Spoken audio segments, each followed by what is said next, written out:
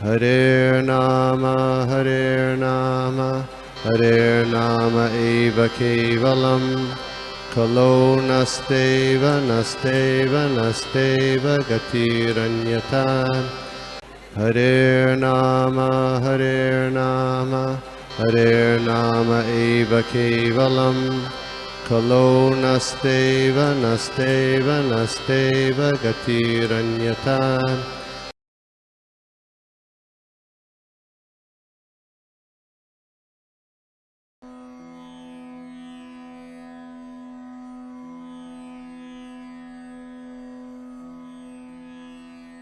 We'll start with the prayer session. Hare Krishna. Om Namo Bhagavate Vasudevaya. Om Namo Bhagavate Vasudevaya. Om Namo Bhagavate Vasudevaya. Narayanam Namaskrityam Naram Chaiva Narottamam Devim Saraswatim Vyasam Tato Jayamudiraye Nashtaprayeshi Abhadreshu Nityam Bhagavata Sevaya Bhakti Uttama Shloke Bhaktirvauti Nishtuki Namo Vishnupadaya Krishna Prishthaya Bhutale Srimate Bhaktivedanta Swamini Namine Namaste Saraswate Devi Gauravani Pacharine Nirvishesh Shunyavadi Paschatya Deshtarine Jai Shri Krishna Chaitanya Prabhu Nityananda Shri Advaita Gadadhara Srivasadi Gaur Bhaktavinda Hare Krishna Krishna Krishna Hare Hare Hare Rama Rama Rama Hare Hare Hare Krishna Srila Prabhupada की तो हरे कृष्णा। तो आज हम पढ़ रहे first canto 13वां अध्याय श्लोक क्रमांक 16 और 17 और इस अध्याय का जो शीर्षक है वह है धृतराष्ट्र द्वारा ग्रह त्याग। तो अब तक हमने ये देखा कि किस तरह से अभी जो विदुर जो है जो आते हैं हस्तिनापुर में और अब वो मतलब उनकी अभी ग्लोरीफाई हो रही थी, उनकी स्वागत हो रही थी हस्तिनापुर में। तो और हमने ये देखा था कि किस तरह मतलब किस तरह उनका ये जो ग्लोरिफिकेशन और उनका जो स्वागत हुआ। और कल के श्लोक में हमने ये देखा कि जो विदुर जी थे वो मतलब एक हरे कृष्णा, एक मिनट, हरे कृष्णा। तो हमने ये देखा कि कल विदुर जो थे वह मतलब उनको श्राप मिला था मंडक मुनि से और इसके कारण ही मतलब उनको एक उनको ऐसा मतलब उनका स्थिति हुआ था। हरे कृष्ण। ओके, तो हमने ये देखा था कि वो एक शूद्र उनको एक शूद्र की शरीर प्राप्त हुआ था बिकॉज हमने ये देखा कि तो अगर वो शूद्र है तो वो ऐसे मतलब राजा धृतराष्ट्र या युधिष्ठिर महाराज को किस तरह कैसे वो ज्ञान दे पाएंगे। तो हमने ये देखा था कि उनको वो श्रापित हुए थे मंडका मुनि से, इसके लिए उनको वो शूद्र का शरीर प्राप्त हुआ था। और ऐसा नहीं कि पहला हमने ये भी देखा था कि उन्होंने स्वयं एक तो ये था कि उन्होंने मैत्रेय मुनि से उन्होंने ज्ञान प्राप्त किया था, इसकी वजह से वो मतलब उनको ज्ञान दे सकते थे। एक तो ये था और दूसरा कि उनको श्राप मिला हुआ था, इसी के कारण उनको ये शूद्र का शरीर मिला था। नहीं तो ये जो विदुर जी थे वो भगवान के बहुत बड़े भक्त थे। तो वही हमको कंटिन्यू करते हुए आज का जो श्लोक है उसमें हम ये देखेंगे कि अभी हस्तिनापुर में क्या स्थिति है वो आज का श्लोक में देखेंगे। तो आज हम देख रहे हैं 16 और 17वां श्लोक। तो 16वें श्लोक में 16 श्लोक इस तरह है। युधिष्ठिरो लब्धा राजयो दृष्ट्वा पुत्रं कुलंदरं वृत्राभिर्लोकपालाभिर्मुमुदे परया स्त्रियः। ट्रांसलेशन शिल प्रभुपाद द्वारा शिल प्रभुपाद की दे। अपना राज्य वापस पाकर तथा एक ऐसे पौत्र का जन्म देकर जो उनकी परिवार की प्रशंसा परंपरा को आगे चलाने में समक्ष था। महाराज युधिष्ठिर ने शांति पूर्वक शासन चलाया और उन्हें छोटे भाइयों के सहयोग से जो सारे के सारे कुशल और प्रशासक थे और असामान्य ऐश्वर्य का भोग किया। फिर 17वां श्लोक, एवं ग्रहेषु शक्तानां प्रमत्तानां तत् इहाय अत्याक्रमात् अविज्ञातः कालः परमा दुष्त्रः। ट्रांसलेशन शिल प्रभुपाद द्वारा शिल प्रभुपाद की जय। जो लोग घरेलू मामलों में अधिकतर लिप्त रहते हैं और उन्हीं के विषय विचारों में मग्न रह जाते हैं, उन्हें दुस्तर सनातन काल अनजाना ही धारा दबोचता है।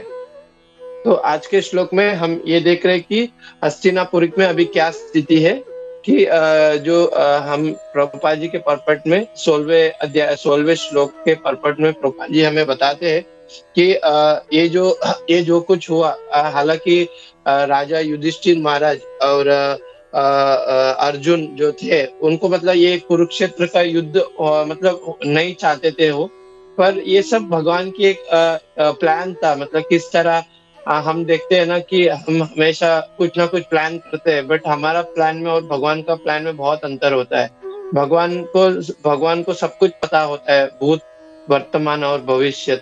तो उनको पता है कि भूतकाल में क्या हुआ है, वर्तमान में क्या हो रहा है और भविष्य में क्या होगा अच्छा, तो वो सब उनको पता है। तो उसके हम ये भी देखे कि इवन भगवान जो स्वयं थे वो स्वयं शांति दूत बनकर गए थे दुर्योधन के पास, पर वो सिर्फ तो एक ये दिखाने के लिए, पर असली में ये सब भगवान की योजना थी कि कुरुक्षेत्र का युद्ध हो और वहां पे धर्म की स्थापना हो और युधिष्ठिर महाराज फिर से हस्तिनापुर का राजा बने और फिर से वो जो राज्य है और सब पूरी जो प्रजा और पूरा जो ब्रह्मांड जो है, पूरा जो ये सब अच्छे से चले युधिष्ठिर महाराज के राज्य में।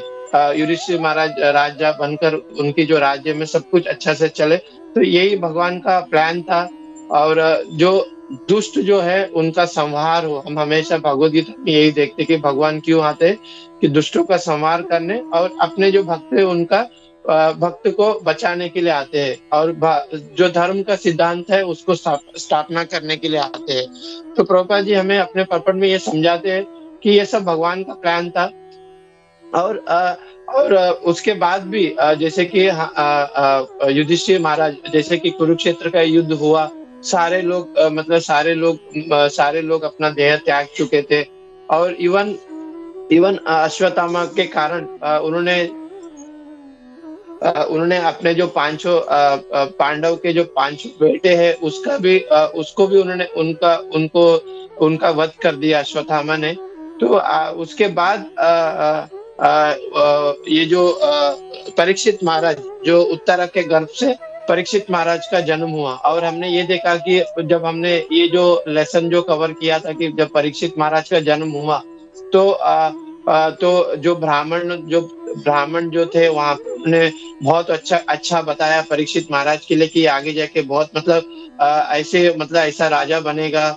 तो ये सब उन्होंने बताया। तो ये सब सुनकर जो युधिष्ठिर महाराज है वो उनको बहुत सांत्वना मिली कि अभी परीक्षित महाराज जो है, ये जो उनका जो पौत्र है वो आगे जाके अच्छे से ये राज्य संभालेंगे। तो ये सब उनको इससे थोड़ा वो बहुत शांति उनको प्राप्त हुआ। उसके बाद जो भी कुरुक्षेत्र युद्ध होने के बाद जो भी हस्तिनापुर का राज्य उन्होंने बहुत अच्छे से संभाला युधिष्ठिर महाराज ने। फिर वहां के जो प्रजा और वहां के जो ऐश्वर्य को उन्होंने अच्छे से संभाला। तो हम वो देखते हैं कि प्रभुपाद जी आखिर में लिखते हैं कि अपने तात्पर्य में कि भौतिक सुख के प्रति आकर्षण होने पर भी मानव होने के कारण उन्हें कुछ चैन मिला था और हमने देखा कि इवन ट्रांसलेशन में क्या लिखा है कि असामान्य ऐश्वर्य का भोग किया। तो इसका जो कंटिन्यूटी जो श्लोक है, जो 17 श्लोक है, उसके वो जो श्लोक है वो युधिष्ठिर महाराज के लिए रिलेटेड नहीं है। मतलब अ, भले ही उन्होंने उस जो ऐश्वर्य था उसका भोग किया, बट हम उसको एक जो सामान्य एक लोग है, सामान्य एक जन जो है उसमें हम लोग कनेक्ट नहीं कर सकते पांडव को या युधिष्ठिर महाराज को, बिकॉज युधिष्ठिर महाराज और पांडव जो थे वो एक भगवान के बहुत बड़े भक्त थे, और हमेशा even though they are in the material world, या इवन दो वो भौतिक संसार में है या एक फैमिली लाइफ में है, और ऐसा लग रहा है कि वो एक सामान्य मनुष्य के जैसा वो अपना जीवन बिता रहे हैं, मतलब वो सब ऐश्वर्य उनके पास है, पर वो मतलब वो उससे कभी आसक्त नहीं रहते थे। जो पांडव जो थे या जो युधिष्ठिर महाराज, वो कभी ये जो भौतिक जो चीजों से आसक्त नहीं थे। उसके लिए ये जो कनेक्टिविटी जो श्लोक है दूसरा जो 17वां, वो एक सामान्य मनुष्य के लिए है कि मतलब एक सामान्य मनुष्य की क्या भावना होती है या क्या थिंकिंग होता है जब वो घरेलू लाइफ में रहता है, वो उसके लिए कहा गया हुआ है।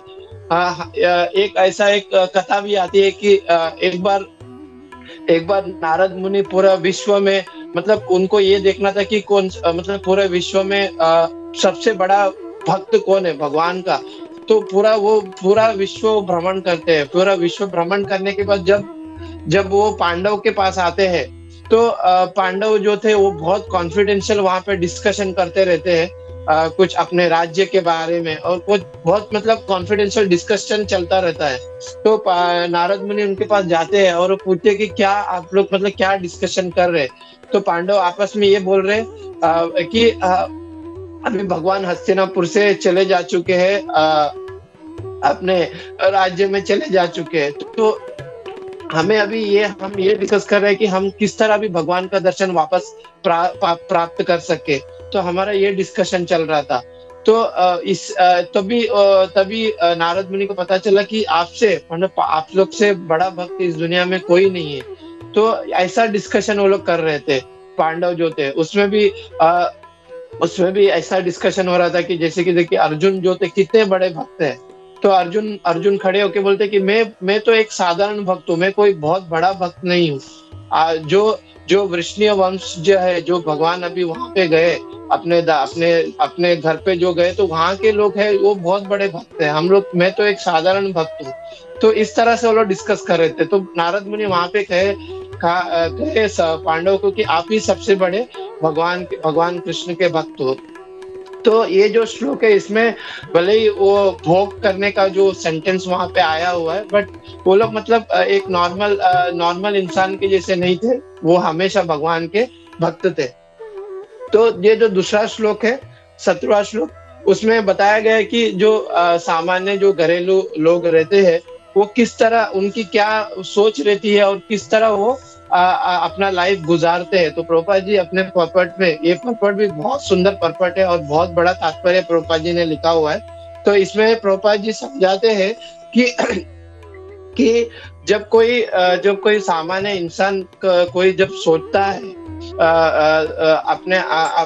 सोचता है, तो वो हमेशा मतलब भ्रम में रहता है। जब भी वो सोचने जाता है तो वो क्या सोचता है, तो प्रभुपाद जी लिखते हैं कि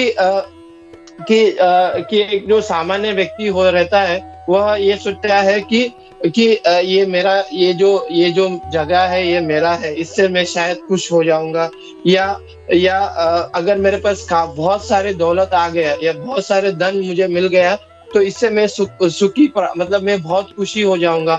या अगर मेरा एक बेटा है, बेटी है, अच्छी सी एक सुंदर पत्नी है, बहुत अच्छा घर है, ये सबसे मैं बहुत खुशी हो जाऊंगा। पर प्रभुपाद जी अपने तात्पर्य में समझाते कि ये सब क्या है, एक भ्रम है। तो भले ही लोग सोचे कि मेरे पास बहुत घर है, मतलब मेरे पास घर है तो मैं सुखी हो जाऊंगा, धन संपत्ति हो तो मैं सुखी हो जाऊंगा, पुत्र है, पुत्री है, अच्छा सा बीवी है तो मैं सुखी हो जाऊंगा। तो ये सब भ्रम है। तो मैं कल हिजोलनेस भक्ति ब्रिंग गोविंद स्वामी महाराज का लेक्चर सुन रहा था, तो महाराज ने बहुत अच्छे से इसको समझाया कि हम भागवतम में एक स्टोरी देखते हैं, महाराज चित्रकेतु महाराज का हम स्टोरी देखते हैं। उसमें भी जो चित्रकेतु महाराज थे वो भगवान के बहुत बड़े भक्त थे, बहुत बड़े एक महाभागवत थे। पर वो हमेशा दुखी रहते थे। और दुखी क्यों होते थे कि उनके पास कोई पुत्र नहीं था। हालांकि महाराज बोल रहे थे कि जो चित्रकेतु महाराज है उनकी 10 मिलियन वाइफ थी, 10 मिलियन वाइफ थे। और वो हमेशा ये प्रयत्न करते थे कि मेरा एक पुत्र प्राप्त हो। पर आखिर में उनको निराशा ही उनके हाथ में लगता था कि इवन वो निराश होते थे और उनकी जो पत्नियां थी वो भी निराश होती थी। तो एक बार उनके जो राज्य में एक ऋषि मुनि, देवल ऋषि मुनि आए और उन्होंने उनसे पूछा कि कैसा चल रहा है आपका जो आत्म साक्षात्कार, भगवान की भक्ति आपकी कैसी चल रही है। तो और आपका कोई दुख है क्या, ऐसा ऋषि मुनि पूछते हैं। तो राजा चित्रकेतु महाराज बोलते हैं देव ऋषि मुनि को कि मैं थोड़ा हमेशा दुखी रहता हूँ क्योंकि मेरे पास कोई पुत्र नहीं है। तो ऋषि मुनि कहते हैं, देवल ऋषि मुनि, कि मुझे नहीं लगता है कि आपका जो लाइफ है, आपका जो जीवन है वो इतना मतलब ये सिर्फ पुत्र नहीं है इसके वजह से आप इतने दुखी हो, या इतना कोई इम्पोर्टेंट नहीं है ये आपके लाइफ के लिए कि पुत्र नहीं है करके ये कोई बहुत इम्पोर्टेंट नहीं है आपके लाइफ के लिए। बिकॉज वी नो दैट कि हमें पता है कि ये जो मनुष्य शरीर है ये हमें क्यों मिला हुआ है और इसका एक्चुअल इम्पोर्टेंस क्या है हम शास्त्र में पढ़ते हैं। तो उसी तरह देवल ऋषि मुनि उसी तरह उनको कहे राजा चित्रकेतु महाराज को। तो यहाँ पे फिर देवल ऋषि मुनि कहते हैं कि ये कोई बहुत बड़ा कार्य नहीं है। अगर आपके पास पुत्र नहीं है तो मैं एक ऐसा यज्ञ तैयार कर दूंगा जिससे आपको पुत्र की प्राप्ति होगी। और उसमें आपको सिर्फ एक काम करना है कि आपको कुछ स्वीट राइस बनाना है और उस यज्ञ में हम उसको भगवान को भोग लगाएंगे। फिर वही स्वीट राइस आप अपने पत्नियों को खिला दो तो वो गर्भवती बन जाएगी, फिर आपको पुत्र की प्राप्ति होगी। पर वहां पे देवल ऋषि जी ने कंडीशन रखा चित्रकेतु महाराज को, पर कंडीशन ये है कि आपको जो पुत्र प्राप्त होगा उसका नाम होगा हर्ष शोक। मतलब उससे आपको सुख भी होगा और उससे ही आपको दुख भी प्राप्त होगा। पर राजा चित्रकेतु महाराज इतना मतलब वो व्यतीत थे अपने पुत्र की प्राप्ति करने के लिए। तो वो बोले कि जो कुछ भी हो जाए मुझे पुत्र चाहिए। तो देवल ऋषि मुनि ने फिर उनसे आग्रह किए कि मुझे पुत्र की प्राप्ति होना ही है। तो फिर देवल ऋषि मुनि ने फिर कहा कि ठीक है, आप स्वीट राइस बना के लेके आइए। फिर हम लोग उन्होंने वहां पे यज्ञ आरंभ किया और आखिर में फिर वो जो स्वीट राइस जो था उसको भोग लगाने के बाद उन्होंने जो राजा की जो पत्नियां थी उनको खिला दिया, वो पत्नी को खिला दिया। और उस पत्नी जो थी वो खाने के बाद उससे वो पुत्र की प्राप्त हुई, उसका नाम था हर्ष शोक। पूरे राज्य में उन्होंने वो जो महाराज थे चित्रकेतु महाराज, वो बहुत खुश हो गए। उन्होंने पूरे राज्य में पूरा भव्य एक समारोह वहां पे रखा और जिसमें मतलब इतने खुश थे। बट कुछ लोग उससे दुखी भी थे। जो उनकी जो दूसरी एक पत्नी थी उनको वो पुत्र से उनको दुख होने लग गया कि अभी सिर्फ ये राजा इसी रानी को ज्यादा ध्यान देंगे और अपने पुत्र को ज्यादा ध्यान देंगे तो हमारा जो स्थान है वो शायद नीचे की ओर जाए। तो वो बहुत दुख थे। और वो जो उनकी दूसरी जो पत्नी थी वो उस पुत्र के पास गए और उन्होंने उनको जहर दे दिया। तो जहर देने के कारण उनकी पुत्र की मृत्यु हो गई। तो जो राजा बहुत खुश थे तो वो फिर दुख हो गए। तो वहां पे फिर देवल ऋषि मुनि आए और उनसे कहा कि राजा को कि क्या हो गया आपके पास। आपसे बोला कि मेरा पुत्र का वो देह त्याग दिया। तो वही हर्ष शोक हर्ष, पहले वो खुश थे, फिर वही पुत्र जब उन्होंने त्याग दिया तो वो शोक में हो गए। तो उसके लिए उनका जो पुत्र का नाम था हर्ष शोक, दोनों उनको मिलेगा। वो खुशी भी देगा और दुख भी देगा। तो फिर उसके बाद आगे स्टोरी आती है कि किस तरह देवल ऋषि मुनि ने उस बच्चे को फिर उनको फिर से ये किया। फिर उस बच्चे ने उनको ज्ञान दिया कि ना ये जितने भी रिलेशनशिप है हमारे, ये सब बॉडीली रिलेशनशिप है। हम बहुत खुशी होते हैं, पर हमारा एक्चुअल पोजीशन क्या है? We are the soul and we are the servant of lord Krishna. तो ये इसे हम देखते हैं, प्रभुपाद जी यही बता रहे हैं कि ये जो मटेरियल जो हैप्पीनेस है, ये सब मतलब ये सब टेम्पररी है। ये एक्चुअल हमारा जो मनुष्य जीवन के लिए जो हैप्पीनेस है वो नहीं है, ये तो सब टेम्पररी है। और एक प्रभुपाद जी एक स्टोरी और कहते हैं यहाँ पे, एक रियल स्टोरी यहाँ पे बता रहे प्रभुपाद जी कि एक गोपाल बन बोल के एक जोकर था। और एक बंगाल में एक बहुत बड़े राजा थे। उसके पास ये गोपाल बन काम करता था। और वहां पे भी महाराज ने वो राजा का नाम उनको याद नहीं था, पर ये प्रभुपाद जी ने स्वयं ये स्टोरी बताया था कि वहां पर भी वो राजा बहुत मतलब बहुत खुश थे कि मुझे पुत्र की प्राप्ति हुई है। तो वो अपने जो गोपाल बन बोल के जो उनका जो सर्वेंट है, उनसे वो बोलते थे कि मैं बहुत खुश हूँ कि मुझे पुत्र की प्राप्ति हो गई। और मतलब मैं बहुत मतलब आनंद में मतलब लाइफ जी रहा हूँ। तो उनका उनका जो ये गोपाल बन बोल के जो बंदा था, वो बोलते हैं अपने राजा को कि मुझे नहीं लगता है वो सेम जो था वहीं पे यहाँ पे प्रभुपाद जी बता रहे कि ये जो गोपाल बन उनको बोलता है अपने राजा को कि ये जो आपका जो लाइफ का जो इम्पोर्टेंस है, मुझे नहीं लगता कि आपकी जो असली खुशी है आपके पुत्र के प्राप्त होने से जो आपको असली खुशी मिल रही है, वो इतना बड़ी खुशी नहीं है, मुझे नहीं लग रहा है। पर वहां पे राजा बोलते हैं कि नहीं, यही मेरा असली खुशी है। मैं इतना मैं लाइफ में इतना मतलब खुशी कभी मैं महसूस नहीं किया। तो अगले मतलब उनको वो रियलाइज कराने के लिए, वो गोपाल बन को वो राजा को रियलाइज करने के लिए गोपाल बन ने कुछ एक प्लान किया था। तो अगले दिन उनको अगले दूसरे एक राज्य में जाना था बोट में।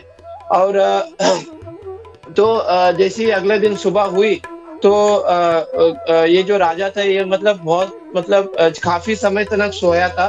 तो तुरंत गोपाल बन आए और उनको उठाकर कहे कि आपको जाना है राज्य में, तो आपको अभी तुरंत चलना होगा। तो उन्होंने जो अपना जो मतलब जब सुबह उठ के जो भी दिन का जो नित्य कार्यक्रम है, वो सब कुछ भी नहीं किया और तुरंत गोपाल बन ने उनको बोट में बिठा दिया और उनको लेके गए। और जैसे ही रास्ते में बोट चल रही थी, तो गोपाल बन ने बहुत अच्छे से प्रसादम वगैरह बना के लेके गए थे। तो उन्होंने राजा को वहां पे भरपेट प्रसादम खिला दिया। और भरपेट प्रसादम खिलाने के बाद इतना उन्होंने खा लिया, तो आगे जाके उन्होंने राजा ने गोपाल बन को कहा कि आपको थोड़ा बोट साइड में कर दो, मेरे को बहुत इंपॉर्टेंट काम करना है। पर गोपाल बन को पता चला कि उनका जो नित्य कार्यक्रम है सुबह का, वो हुआ नहीं था। तो शायद उनकी वजह से बोल रहे, बट वो जोकिंगली बोट को चलाते गए। तो आखिर में वो राजा ने कहा कि अभी आपको रोकना ही होगा बोट, क्योंकि अभी मुझे वो बहुत बड़ा कार्य करना है, तो आप बोट रोका दो। तो आखिर में उन्होंने वो बोट को साइड पे रोका दिया और वो झाड़ी पे चले गए। और राजा 10 मिनट के बाद जब वो राजा जब बाहर निकले, तो गोपाल बन ने उनसे पूछा कि उस राजा से कि आपको कैसा फील हो रहा है। तो बोला कि ये जो पूरी लाइफ मतलब पूरा मैं लाइफ में इतना हैप्पी या इतना मैं सुखी आज मैं अभी मैं वो महसूस कर रहा हूँ। तो प्रभुपाद जी मतलब इस स्टोरी से वो समझाना चाह रहे हैं कि मतलब वो गोपाल बन बोल रहे हैं राजा को कि आपको जो दिनचर्या कार्यक्रम है, ये जो मल त्यागने का जो कार्यक्रम से जितना आपको सुख मिला, इतना खुशी तो शायद आपको अपने जो पुत्र की प्राप्त होने से भी नहीं मिला होगा। तो प्रभुपाद जी हमें इससे समझाते हैं कि ये जितना भी खुशी है, हाँ, हमको जो मिलता है वो ये सब एक भ्रम के समान है। ये मतलब थोड़ा क्षणिक भर है, पर असली खुशी क्या है? तो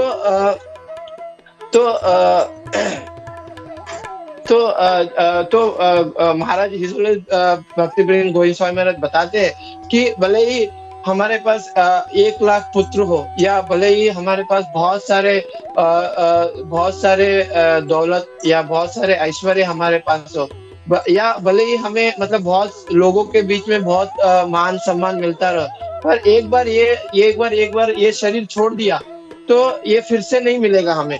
तो असली प्रॉब्लम क्या है इस लाइफ में, जो हम प्रभुपाद जी के पर्पट में सुनते हैं कि असली प्रॉब्लम क्या है, मतलब बूढ़ा होना, आखिर में जाके हमें मृत्यु प्राप्त होता है, और फिर से हम वही योनि में आके वही 84 लोग योनि में आके हम घूमते रहते हैं। तो असली ये प्रॉब्लम यही है कि हमें इस ये जो 84 लाख योनि है, वही प्रभुपाद जी अपने तात्पर्य मेंशन कर रहे हैं कि ये जो 84 लाख योनि है, इससे हमें बाहर निकलना है। तब जाके हम जो मानव शरीर का जो असली जो ये है वो प्राप्त कर सकते हैं। तो जो असली हैप्पीनेस है वो हम इस मानव शरीर में प्राप्त कर सकते हैं, ये जो 84 लाख योनियों से जब हम बाहर निकलेंगे। तो महाराज वहां पे एक उदाहरण और देते हैं कि हम जो भागवतम में ऋषभ देव जी के बारे में सुनते हैं। जब ऋषभ देव जी अपने पुत्रों को ज्ञान देते हैं, तभी भी वो यही कहते हैं, महाराज ये बता रहे थे कि ऋषभ देव जी अपने पुत्रों को यही ज्ञान देते हैं कि ये जो इंद्रिय तृप्ति है, ये कोई बहुत बड़ा चीज नहीं है। इंद्रिय तृप्ति जो है वह मतलब एक सामान्य एक जानवर भी इंद्रिय तृप्ति करता है। तो मुझे नहीं मतलब ये कोई बहुत बड़ा चीज नहीं है मानव शरीर में रह के भी इंद्रिय तृप्ति करना। तो मानव शरीर इसके लिए मिला है कि हम किस तरह अपने जो लाइफ को किस तरह हम भगवान की सेवा में लगाए, और भगवान की सेवा में लगा के वो जो एक्चुअल हैप्पीनेस है, वो प्रभुपाद जी अपने तात्पर्य में बताते कि ब्रह्म सौख्यम, मतलब वो जो स्पिरिचुअल हैप्पीनेस है वो किस तरह हम प्राप्त कर सकते हैं। तो देयर आर टू हैप्पीनेस, एक स्पिरिचुअल हैप्पीनेस है और एक मटेरियल हैप्पीनेस है। तो जो लर्न जो स्कॉलर है, जो बुद्धिमान व्यक्ति है, प्रभुपाद जी बता रहे हैं कि जो बुद्धिमान व्यक्ति है वो ये जितना भी वो मतलब अपने लाइफ में जो ये मटेरियल हैप्पीनेस को त्याग देता है। क्यों त्यागते हैं? क्योंकि उसको क्या चाहिए, वो स्पिरिचुअल हैप्पीनेस चाहिए। तो वही ऋषभ देव जी अपने पुत्र को समझाते हैं कि ना ये जो सेंस ग्रेटिफिकेशन है, ये सब मतलब एक जानवर भी करता है, इससे उन्हें सिर्फ भौतिक सुख ही प्राप्त होगा, कोई स्पिरिचुअल हैप्पीनेस प्राप्त नहीं होगा। पर जो भक्त जो रहता है वो हमेशा स्पिरिचुअल हैप्पीनेस की ओर जाता है, ना कि वो मटेरियल हैप्पीनेस की ओर जाए। तो हिज होलिनेस भिक्खु गोविंद स्वामी महाराज यही बताते हैं प्रभुपाद जी के भाव को समझकर कि जो भक्त रहता है उसको हमेशा स्पिरिचुअल हैप्पीनेस की ओर जाना चाहिए। और फिर आखिर में प्रभुपाद जी अपने तात्पर्य में ये कहते हैं कि ये जितना भी कुछ इंस्ट्रक्शन है, यह मतलब पांडव को जो पांडव है उनको अप्लाई नहीं होता है। भले ही वो जो लाइन है जो भोग करने की, वो भले ही भोग कर रहे हैं, but they are not in the material consciousness, they are in the spiritual consciousness. उनकी जो चेतना है वो स्पिरिचुअल है, बिकॉज वो भगवान के परम भक्त है। और इसके लिए हिज होलिनेस भिक्खु गोविंद स्वामी महाराज ने बहुत एक अच्छा सा स्टोरी बताया था वहां पे आखिर में कि एक बार भगवान कृष्ण युधिष्ठिर महाराज के पास आते हैं और युधिष्ठिर महाराज को पूछते हैं कि मुझे पता है कि बहुत कुछ अभी राज्य में बहुत अच्छा सा चल रहा है, पर मैं आपको ब्लेसिंग देना चाहता हूँ। तो युधिष्ठिर महाराज से बोलते हैं कि मैं आपको ब्लेसिंग देना चाहता हूँ, तो आप जो चाहिए वो मुझसे मांग सकते हो। तो युधिष्ठिर महाराज बोलते हैं भगवान कृष्ण से कि भगवान कृष्ण, मुझे एक सुंदर सी पत्नी मुझे चाहिए, और गोल्ड रिंग चाहिए, बहुत सारा गोल्ड का महल चाहिए, तो ये सब मुझे चाहिए, ये सब ऐश्वर्य मुझे चाहिए। तो भगवान कृष्ण एकदम शॉक में पड़ जाते हैं, और भगवान कृष्ण युधिष्ठिर महाराज से कहते हैं कि आप क्या मांग रहे हो, आपको पता है आपने पूरी लाइफ में ऐसा कुछ मांगा ही नहीं है, तो आप ऐसा कैसे मांग सकते हो? ये सब मतलब महल, सोने का महल, सोने की चीज, सुंदर पत्नी, ये सब आप कैसे मांग सकते हो? तो युधिष्ठिर महाराज कहते हैं कि मेरा ये मांगने का उद्देश्य में इतना ही है कि मैं आपको ग्लोरीफाई करना चाहता हूँ, भगवान कृष्ण, कि मैं आपको ग्लोरीफाई करना चाहता हूँ। और ये जो भौतिक जो बद्ध जीव है उनको मैं बताना चाहता हूँ कि अगर आप मुझे ये सब मुझे वरदान दोगे, ये जो महल, सोने का महल और सोने की चीजें और सुंदर पत्नी, ये सब अगर मैं आप मुझे वरदान दोगे, तो मैं ये जो भौतिक संसार में जो लोग फंसे हुए हैं, उसमें उससे उनको मैं समझाना चाहता हूँ, अगर हम भगवान कृष्ण से ये सब मांगे, तो हमें भगवान कृष्ण ये सब प्रदान कर सकते हैं। पर उससे क्या होगा कि लोग आपकी भक्ति करेंगे, और जब लोग आपकी भक्ति करेंगे, तो वो इस भव सागर से पार हो सकेंगे। तो यह है युधिष्ठिर महाराज का कॉन्शियसनेस। तो हिज ऑनर द्विगुण स्वामी महाराज ये बता रहे थे कि युधिष्ठिर महाराज या जो पांडव जो थे, ये कोई नॉर्मल व्यक्ति नहीं थे, ये बहुत बड़े उच्च स्तर के भक्त थे। और ये जो स्टोरी से बताना चाहते हैं कि यह युधिष्ठिर महाराज का कॉन्शियसनेस है। तो महाराज आखिर में यही बताते हैं कि हमेशा, मतलब हम वो गाते हैं ना कि जीव जागो, हमेशा हमें जागृत, हमें जागना चाहिए, और हमें सही तरह से हमारी भक्ति को, हमारी जो बिकॉज बिकॉज भक्ति में भी बहुत सारे, मतलब we have to be very careful, हमें भक्ति में भी बहुत केयरफुल होना रहना पड़ेगा। बिकॉज हमें वो महाराज बता रहे थे कि प्रभुपाद जी हमेशा एक बात बताते हैं कि एक रॉयल जो रोड रहता है, वहां पे भी एक्सीडेंट होने का चांस रहता ही है। तो हमें प्रभुपाद मतलब महाराज ये समझाते कि हमें बहुत सावधानी बरतनी होगी भक्ति में, और हमें बहुत ऑनेस्ट होना पड़ेगा। हमारी मतलब जो हमारी साधना है बहुत अच्छे से हमको करनी पड़ेगी, तब जाके हम वो जो स्पिरिचुअल हैप्पीनेस है, जो प्रभुपाद जी अपने पर्पट में समझा रहे, जो वो स्पिरिचुअल हैप्पीनेस को हम प्राप्त कर पाएंगे, और अपने जो जीव का हमें हमारा जो जीवन को धन्य बना पाएंगे। तो यही महाराज हमें अपने जो प्रभुपाद जी के पपट में क्या प्रभुपाद जी का भाव है समझाने का, वो हमें समझा रहे हैं यहाँ पे। यहाँ पे मैं अपनी वाणी को विराम दूंगा, और सॉरी मैं ज्यादा कुछ प्रिपेयर नहीं कर पाया due to my health, but जो कुछ मैंने महाराज से सुना, this is applicable for me also. But जो महाराज ने बताया कि हमें भक्ति में क्यों ये सब इम्पोर्टेंस है, और क्यों किस तरह पांडव की क्या चेतना है, और ये जो स्पिरिचुअल हैप्पीनेस क्या है, वो महाराज अपने लेक्चर में बता रहे थे। तो वही मैंने यहाँ पे बहुत कुछ महाराज ने बताया, बहुत सारे पॉइंट बताया, बट कुछ पॉइंट्स मैंने यहाँ पे शेयर किए, जो कुछ महाराज के मुखारविंद से जो उन्होंने बताया था, तो वही मैंने यहाँ पे शेयर किया। यहीं पे मैं अपनी वाणी को विराम देता हूँ, और क्षमा चाहता हूँ कि अगर मैंने कुछ गलत बोल दिया तो मुझे क्षमा करे। हरे कृष्णा, श्रील प्रभुपाद की जय।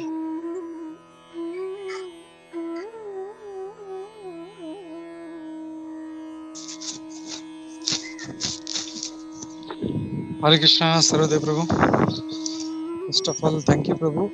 एक तो तबीयत सही नहीं था, फिर भी प्रिपरेशन किया, और बहुत अच्छा प्रिपरेशन किया, और सारा जो श्लोक का परपट है बहुत अच्छे से तुमने, जो प्रभुपाद बता रहे हैं, जो तुमने महाराज के लेक्चर से सुना, वेरी नाइसली प्रेजेंटेड। तो थैंक यू प्रभु। हरे कृष्ण। हरे कृष्णा, प्रभुपाद की जय।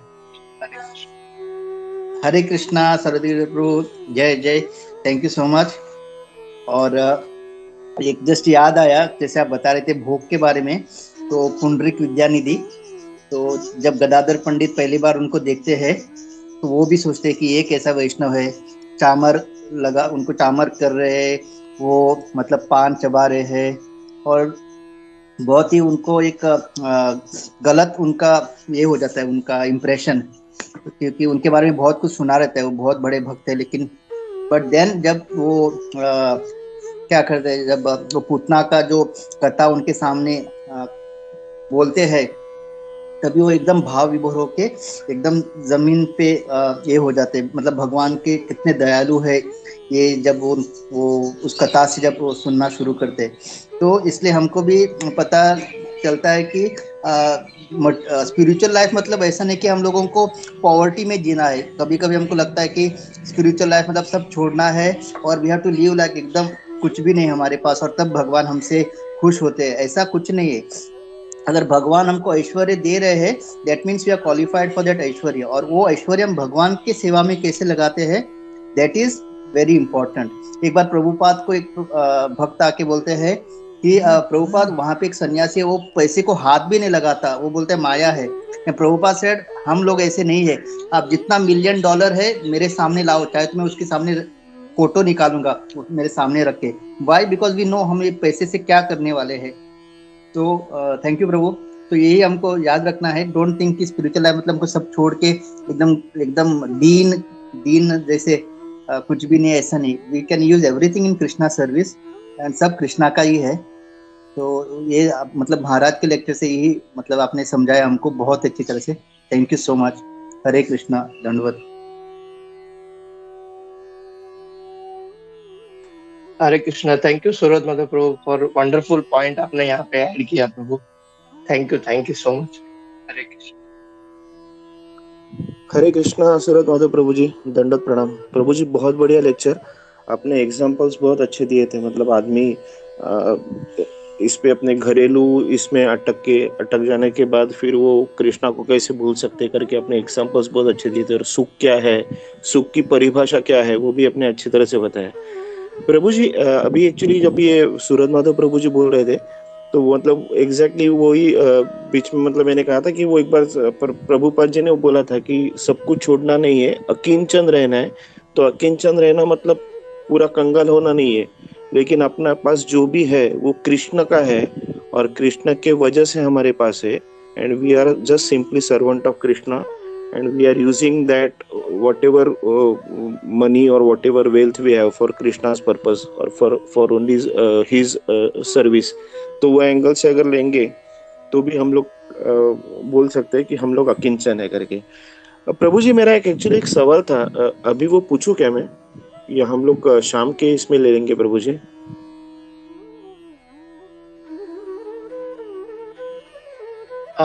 आई थिंक प्रभु अभी 9:07 हो गए, so we will take in the evening Prabhu.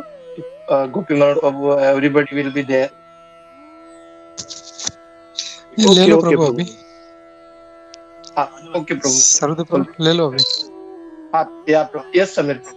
Okay, thank you Prabhu ji. मेरे को ना एक्चुअली मतलब हम लोग जब देख रहे थे कि हम लोग इन लास्ट 6-7 लेक्चर्स हम लोग हर बार विदुर जी का जब हम लोग लेते तो भी हम लोग यमराज से मिला हुआ शाप और उनका शूद्र में जन्म हुआ, शूद्र में जन्म हुआ करके हम लोग कंटिन्यूस वो डिस्कशन में है प्रभु जी। जबकि मुझे ऐसा लग रहा था कि विदुर जी का शूद्र में जन्म होना वो एक बहुत ही स्मॉलेस्ट इंसिडेंट है, क्योंकि अगर गुण कर्म के हिसाब से जागे तो वो शूद्र थे ही नहीं, वो तो प्योरली ब्राह्मण बन गए थे with such a lot of knowledge and with huge great being a great devotee of Krishna. वो तो ब्राह्मण के भी उच्च स्तर पे चले गए थे, तो उनको हम लोग शूद्र करके कंटिन्यूस बुलाना, ये मुझे लगता है कि हम लोग उनका काइंड ऑफ इंसल्ट कर रहे हैं प्रभु जी। ये मेरा जस्ट एक सवाल है। Thank you Prabhu ji. हरे कृष्णा।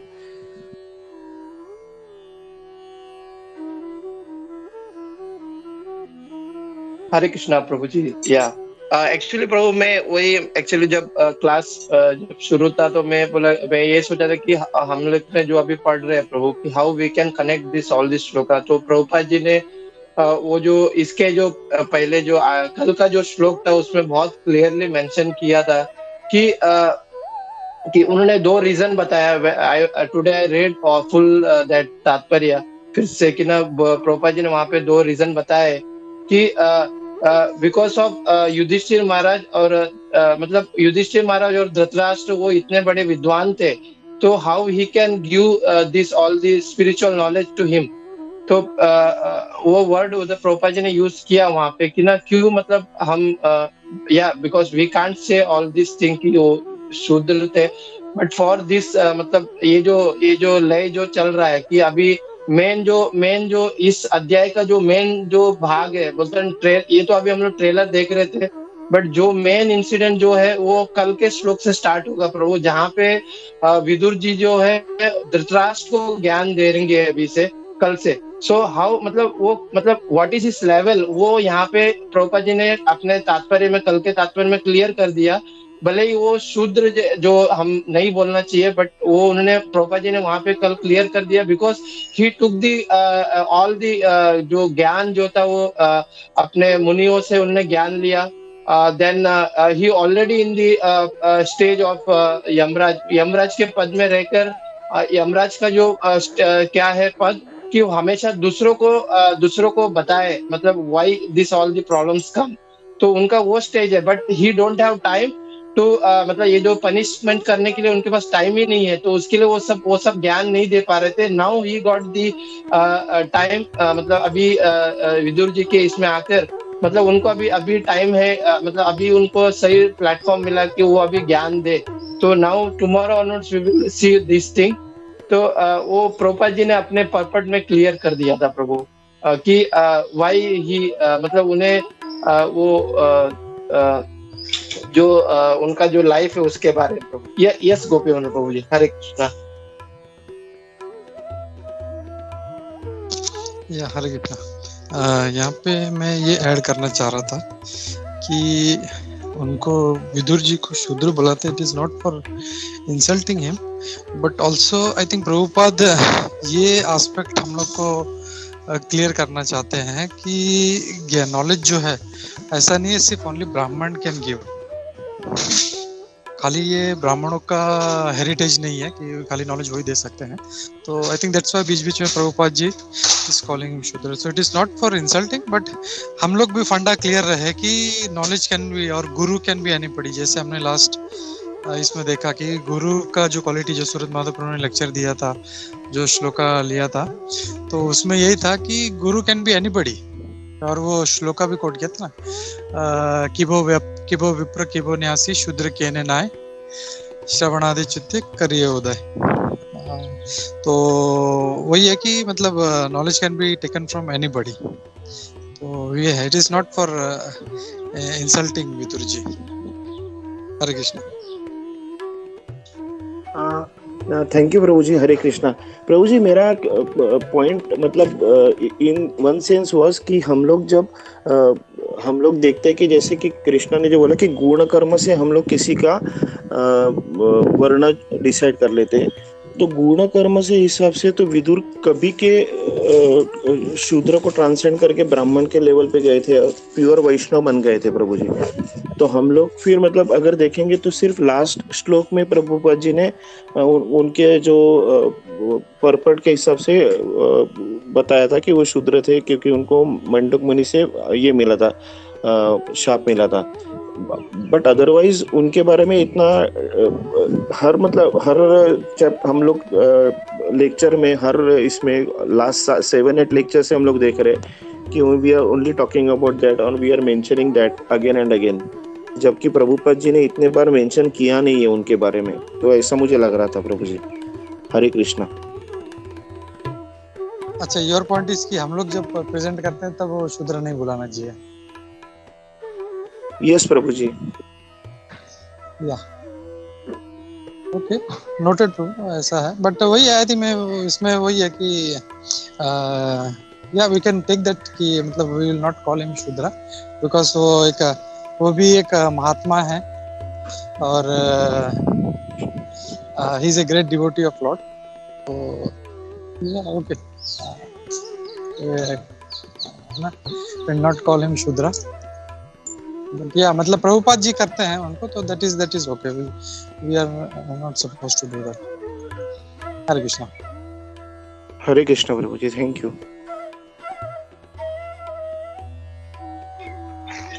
या Prabhu, thank you Samit Prabhu, thank you Gopi Man Prabhu जी। और जैसे गोपी मन प्रभु जी आपने जो कहा था ना, वो कल के पर्पट में प्रभुपाद जी ने क्लियर भी किया है कि वो जो आपने कहा कि ना, मतलब नॉलेज इज नॉट लाइक अगर कोई ब्राह्मण है वही नॉलेज शेयर कर सकते। It's clearly mentioned in Prabhupada purport, yesterday's purport में प्रभुपाद जी लिखते हैं। हरे कृष्ण। या हाँ, मैं भी वही बोलना चाह रहा था कि जब हम लोग उनको मतलब इसी by birth he was a shudra, लेकिन उनके गुण से जो था he was a great devotee of lord. So to put that contrast ना, हमारे जो माइंड में जो गलत है कि नॉलेज या गुरु जो है is only from some high class Brahmin और ऐसा, तो वो नहीं, वो अपना जो है वो अपना फंडा क्लियर होते जाएगा कि knowledge can be taken from anybody. और प्रभुपाद कई बार अपने परपट में बोलते हैं कि इवन अगर सोना अगर किसी स्टूल में पड़ा है तो we can pick up that, या कोई अच्छी लड़की है जो who is from a very low class family, शूद्र फैमिली, तो उसे विवाह किया जा सकता है। तो ऐसे मतलब 2-3 एग्जांपल देते हैं। तो वैसे ही नॉलेज जो है, knowledge can be taken from anybody, so that is the point the presenter is trying to make. Hare Krishna. Yeah, thank you, Gopi Prabhu. Thank you, Samir Prabhu also. Prabhu. Hare Krishna.